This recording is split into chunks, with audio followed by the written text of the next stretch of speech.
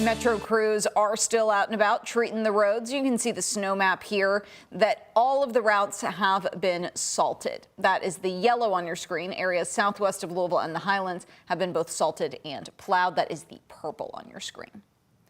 This morning, Governor Andy Beshear will give more details about the state's severe weather response. Yesterday, he said the state has enlisted 250 National Guardsmen to help with rescues and transportation issues. At least 14 Kentuckians have died since Saturday due to severe weather. Most of the deaths have been attributed to the recent flooding. However, 2 of the deaths were here in Jefferson County when a homeless man and woman suffered hypothermia. A local advocacy group is working to make sure it doesn't happen again. WHAS11's Alex Dieterer and photojournalist Aspen Hester have more on their mission. A filled cafeteria at St. Vincent de Paul. A warm meal and a safe place to stay for the houseless community in the dangerous, freezing cold temperatures. We definitely have a lot more folks walking up and asking what the services are. Outside these doors, it's been an extraordinarily busy week. The elements have proved to be fatal, something Executive Director of Louisville Outreach for the Unsheltered, David Smiley, has seen firsthand. There's anxiety and there's fear amongst the unhoused community. Kentucky Governor Andy Beshear confirmed 2 houseless people in Jefferson County, a man and a woman, died this week from hypothermia. We all work together. We all talk to each other and try and cover as much ground and utilize our resources as best we can. But when we know that we can't get to someone or we can't find someone, and then we see these deaths, it's heartbreaking. It's heartbreaking. The difference between life and death for someone living outdoors, Smiley says, are supplies. The last 2-3 weeks, we've gone through almost 800 blankets. And when Louisville Outreach asked their city for help, Louisville showed up. All of the blankets in the trailer were donated today, and more donations are accepted when it's under 23 degrees here at Beargrass Church from 4:30 to 6. People are just trying to get our folks enough things to ensure their safety and their health. Our mission is to house, feed, and support those in need with compassion and dignity. It's pretty simple. Helping hands across the county. Anytime we lose life, it's tragedy, and it's something that is preventable. To keep more tragedy from striking in the dangerous weather. Alex Dieterer, WHAS11 on your side.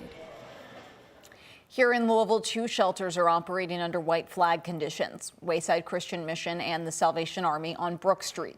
You can see those listed on your screen right now. Again, Wayside Christian is on Jefferson Street. These shelters are open to anybody who needs it to get out of the cold.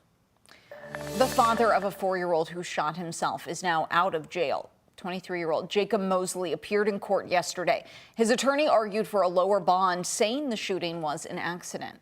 My client was completely compliant with all the detectives that spoke with him. The child's biological mother, Ms. Smith, she is on the Zoom. She is supporting him, understands that this was a tragic accident as well. The judge set Mosley's bond at $25,000, but also granted him work release, which is why he's out of jail. He faces several charges for the Tuesday incident, including criminal abuse of a child and first-degree wanton endangerment. Police say Mosley told them he left a gun on the nightstand while he was in the shower, and that's when the child shot himself in the arm. The child was taken to Norton Children's and was expected to survive, and Mosley is set to be back in court next Thursday. Dozens of Metro Corrections staff and police honored a jail officer who was shot and killed last weekend. This was the scene yesterday as they escorted Officer Michael Wetta's body to Owen Funeral Home in J-Town. This morning, Metro Police are still searching for answers in his death. Wetta's body was found in an alley in the Russell neighborhood Sunday morning.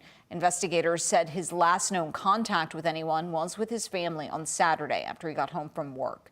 The 44-year-old officer had just graduated from the Metro Corrections Training Academy in November.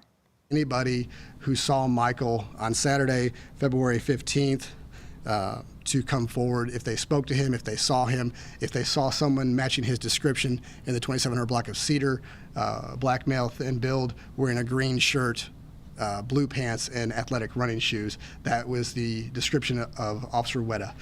So again, if anyone saw Officer Wetta or someone matching his description, please reach out. You can call the anonymous tip line at 574-LMPD with any information.